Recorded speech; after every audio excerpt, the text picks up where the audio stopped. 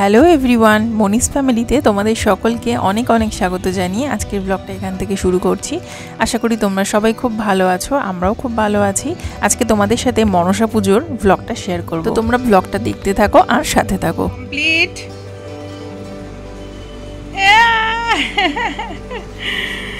বাবানকে শেরবানিটা পরিয়েছি, জন্মদিনে যেটা পরেছিল। নতুন শেরবানি আছে, সেটা ইচ্ছে আছে রাতে পরাবো। চ খেয়ে দে, তারপর চ মন্দিরে। স্নান টান কমপ্লিট। আজকে তো পুজো, ঘুম থেকে উঠতে অনেকটা লেট হয়ে গেছে, তো ওই জন্য এখন তাড়াতাড়ি করে রেডি হব। ছেলেকে খাওয়াচ্ছি, খাইয়ে তারপর মন্দিরে যাব।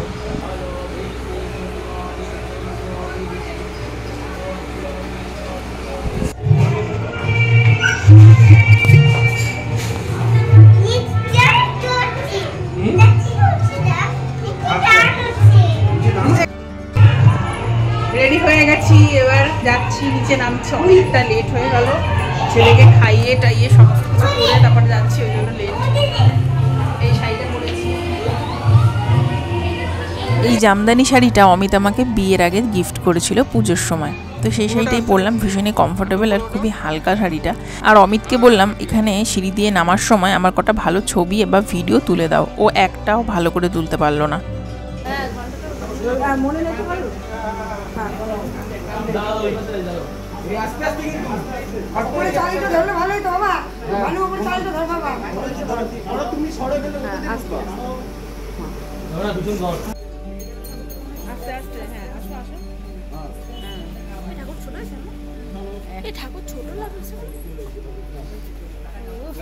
Hello, welcome.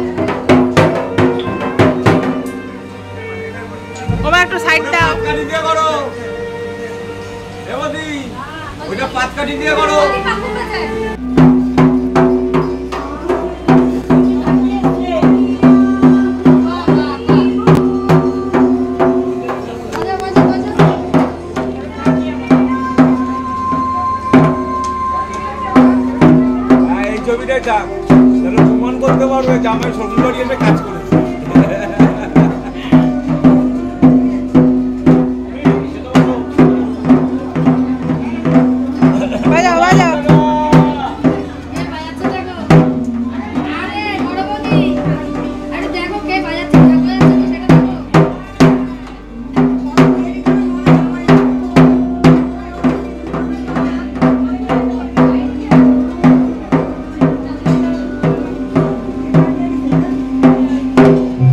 আমার ছেলে ঢাক বাজানো সেটা তো তোমরা দেখলেই।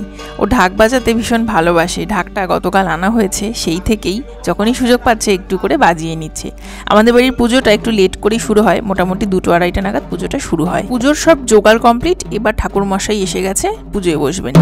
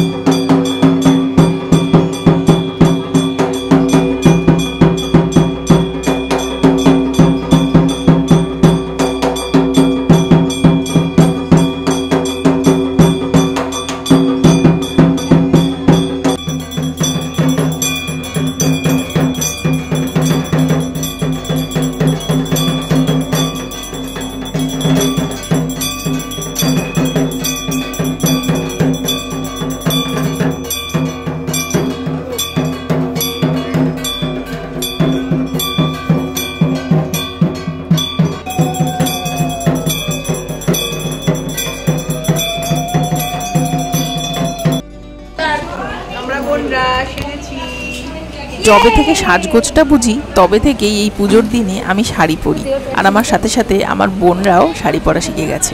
আমার মা তো আজকে ভীষণই ব্যস্ত, মানে এক কথায় বলতে গেলে যেন দম নেওয়ার সময় নেই। মার সাথে সাথে বাড়ির সবারই আজকে ভীষণই ব্যস্ততা, সেটা তো তোমরা বুঝতেই পারছো। সবাই ব্যস্ত রয়েছি আর ভীষণই আনন্দ করছি।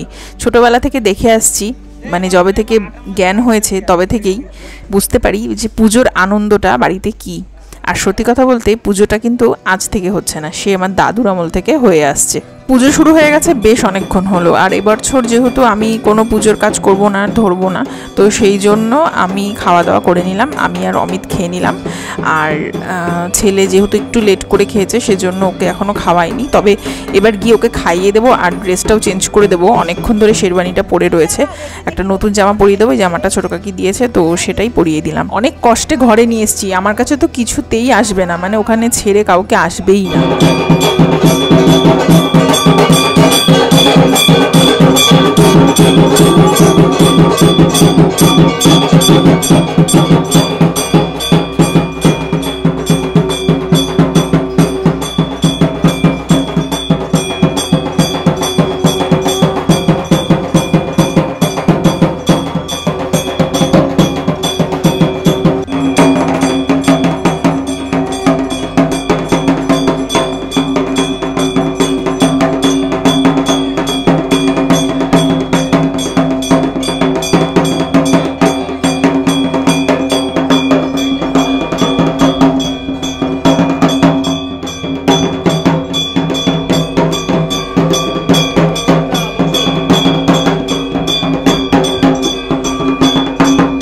ওদিকে পুজো হচ্ছে আর অঞ্জলিও হবে কিছুক্ষণের মধ্যে, আর ততক্ষণে তোমাদের সাথে দেখিয়ে দিচ্ছি যে এখানে কি রান্না বান্না চলছে।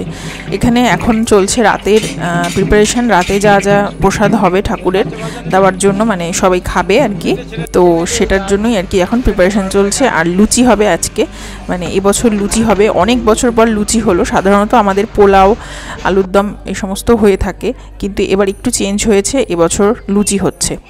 আর এই দেখো আমাদের বহু পুরনো মা মনসার গাছটা অনেক পুরনো, প্যান্ডেল করা আছে বলে উপরটা দেখাতে পারলাম না, তবে অন্য একদিন চেষ্টা করব তোমাদেরকে পুরো গাছটা দেখানোর। বেশ বড়। দিনটা ভীষণই হু হু করে কেটে যাচ্ছিল, আর আমি চেষ্টা করছিলাম কিভাবে যতটা সম্ভব ক্যাপচার করে আটকে রাখার।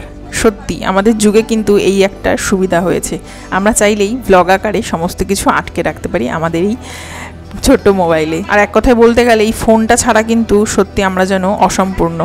তবে সব কিছুরই একটা ভালো দিক একটা খারাপ দিক থাকে, আমাদের মানুষদের ব্যালেন্স করে চলতে হয়, এটাই হচ্ছে মোদ্দা কথা। তো মোটামুটি সব আত্মীয় স্বজনরাও চলে এসছে, তবে অনেক আত্মীয় স্বজন যারা কিনা আসতে পারেনি, তার যেমন আমার মামা বাড়ির থেকে কেউ আসতে পারেনি, আমার পিসি বাড়ির থেকে বলতে বড় পিসি ছোট পিসি ওরা কেউ আসেনি, সব অসুস্থ, বয়স হয়েছে, যেটা হয় আর কি, দিন যাচ্ছে সমস্ত কিছু পাল্টে যাচ্ছে। তো ফাইনালি এখন অঞ্জলির টাইমটা চলে এসছে, সবাই অঞ্জলি দিচ্ছে। আর এই সময় আমি ভাবলাম যে ছেলেকে নিয়ে চলে যাই ঘরে, ওকে একটু ঘুম পাড়িয়ে দিই। এখন যদি না ঘুমোয় রাতে আর টাইম দিতে পারবে না, মানে সন্ধেবেলা খ্যান করতে থাকবে বা শরীরটা খারাপ হতে পারে। তো ভাবলাম যে যাতে সন্ধেবেলা এসে আবার মজা করতে পারে, আনন্দ করতে পারে, তো সেই জন্য ভাবছি এখনই নিয়ে চলে যাব একটু ঘুম পাড়িয়ে দিতে। প্রতি বছর অঞ্জলি দিই, সত্যি এবছর জন্য একটু খারাপ লাগছিল যে অঞ্জলি দিচ্ছি না, আর মন্দিরে বসে সেই পুজোর সময়কার টাইমটা হই হুল্লোড়, আনন্দ, গল্প, বোনরা মিলে পিসিরা মিলে সমস্ত হাসাহাসি পুজো চলাকালীন, ওই জিনিসটা আমি ভীষণ মিস করছিলাম, যেহেতু মন্দিরের বাইরেই ছিলাম। তো ঠিক আছে, অসুবিধা নেই, সামনের বছর প্রতি বছর তো সমান হবে এমন কোনো কথা নেই। তো এইভাবেই আর কি চলছিল পুজোর টাইমটা। আর এই হচ্ছে আমার একটা দাদার মেয়ে পুচকু, ভীষণই মিষ্টি। আর আমার ছেলে বসে আছে ওর ছোদ্দাদুর কোলে, ছোদ্দাদুর কোল থেকে তো মোটেই নামতে চায় না। এখন তোমরা যে দেখছো যজ্ঞ হচ্ছে, এটা সময় আমি ছিলাম না, এই সময় আমি উপরে ছিলাম, ছেলেকে নিয়ে আর কি ঘুম পাড়াচ্ছিলাম। আর এই শটটা আমার বোন নিয়ে নিয়েছে, ওই আর কি আমাকে সেন্ড করেছে, তো সেই সুযোগে তোমাদের সাথেও দেখানো হয়ে গেল। আর ঠাকুরমশাইয়ের সাথে যে বসেছে সে হচ্ছে আমার ভাই, তো ভাই বসেছে এবছর। আর দেখো যজ্ঞটা সুন্দরভাবে কিন্তু হচ্ছে।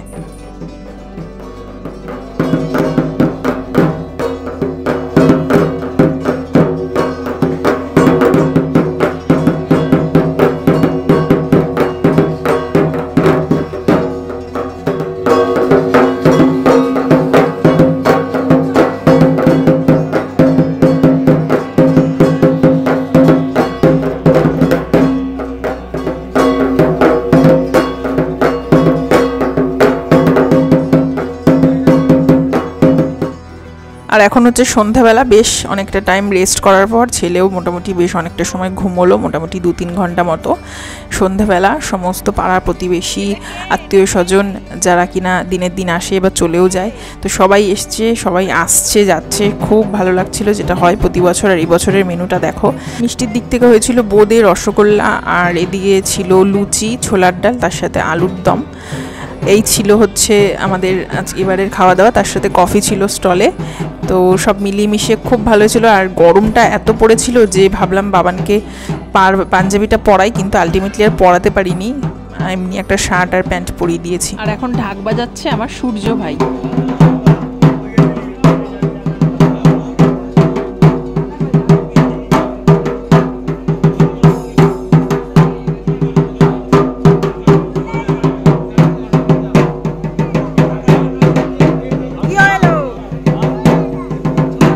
আর আমার বড় দিকে ভীষণই ব্যস্ত বলতে গেলে, সবাইকে প্রসাদ প্রসাদ দিচ্ছে, তো ওদিকেই ব্যস্ত আছে। আর আমার ছেলে তো এর কোলে তার কোলে ঘুরে বেড়াচ্ছে, কিন্তু আমার কাছে মোটেই আসে না, মানে ভাবে যে আমি যদি ওকে নিয়ে ঘরে চলে যাই, তো সেই ভয়ে আর আমার কাছে আসে না। আর আমি ঘুরে ঘুরে বেড়াচ্ছি, মজা করছিলাম আর কি।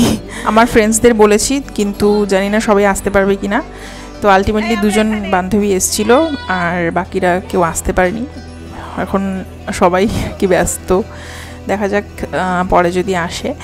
আর এই দেখো লুচি ভাজা হচ্ছে, লুচি মোটামুটি ভাজা চলছে আর কি বলতে গেলে, যেহেতু কন্টিনিউ লুচি প্রসাদ হিসেবে মানে যা দেওয়া হচ্ছে, তো সেই জন্য কন্টিনিউ লুচি ভাজা হচ্ছে। আর এই সুযোগে আমিও একটু প্রসাদ খেয়ে নিলাম। এই দেখো বসে পড়েছি, কটা ফল, বোঁদে, মিষ্টি সমস্ত কিছু নিয়ে। যদিও এটা রাতের খাবার নয়, মানে রাতে আবার পরে খেতে হবে, তার কারণ হচ্ছে এরপর আমাদের নাচানাচি, হই হুল্লোড়, মস্তি শুরু হবে, যেটি কিনা একটু লেট নাইট আমরা করে থাকি প্রতি বছর। আর এটা ভীষণই এনার্জি, সারা বছরের এনার্জি।